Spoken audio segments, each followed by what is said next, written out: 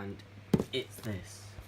I got it because it mainly looked nice, but I'll get it to unboxing in a minute.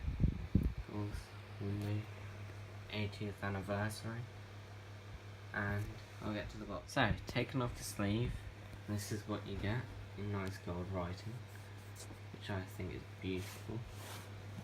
Open it up. This is what you get. All the logo, about what it is, how long it's been running for and all that, like the diagram there. This logo will only probably run once, and that's with the coach tool. This will be a special.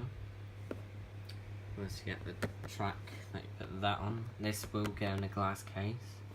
It's the number that I've got. Certificate of authentication.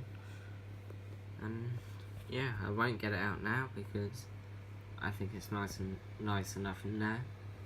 The L and the R gold plate in there. So that's it for St. Peter's. Thank you for watching. Don't forget to sub, like and share.